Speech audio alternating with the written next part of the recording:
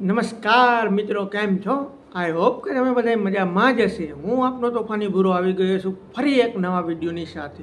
15મી August આવે છે નજીક, તો ત્યારે મારે થોડીક માહિતી આપવી હોય ત્યારે ભારતીય આઝાદીની લડત દાયકાઓ સુધી ચાલી હતી. મહાત્મા ગાંધી, સરદાર વલ્લભભાઈ પટેલ, સુભાષચંદ્ર બોઝ, ભગતસિંહ, ચંદ્રશેખર આઝાદ અને કરોડો સામાન્ય ભારતીયોનો ત્યાગ, સમર્પણ અને બલિદાનના પરિણામે અંગ્રેજોને ભારત છોડવાની ફરજ પડી હતી.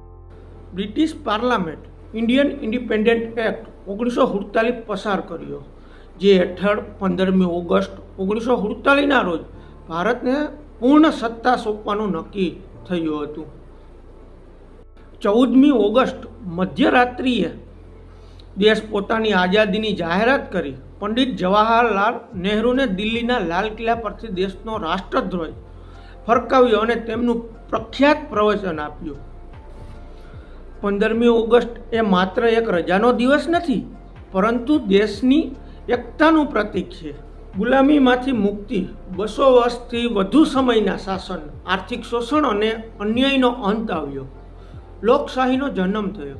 ભારતના વિશ્વનો સૌથી મોટો દેશ લોકશાહી તરીકે ઉભરી આવ્યો.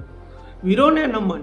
આ દિવસે દેશ માટે પોતે પણ ન્યોછાવર કરનાર તમામ ક્રાંતિકારીઓ અને શહીદોને શ્રદ્ધાંજલિ આપવાનું માધ્યમ છે. એકતાનું પ્રતીક. વિવિધ ભાષાઓ, ધર્મો, સંસ્કૃતિઓ ધરાવતો દેશ એક ભારત શ્રેષ્ઠ ભારત સૂત્ર હેઠળ એક તાંતણે બંધાયો. આજે આઝાદી દાયકાઓ પછી પણ 15મી ઓગસ્ટ આપણને યાદ અપાવે છે કે આઝાદી સહજ નથી મળી, પરંતુ ભારે કિંમત ચૂકવીને મેળવી છે. એક જવાબદાર નાગરિક તરીકે દેશના વિકાસ, બંધારણના રક્ષણ અને સામાજિક એકતા જાળવવા યોગદાન આપવું એ જ આઝાદીની સંગ્રામીઓને પ્રત્યેક સાચી શ્રદ્ધાંજલિ.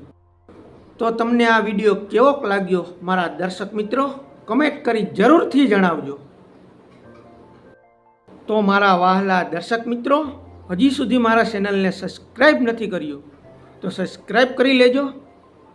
મળીએ આગળના વિડીયોમાં.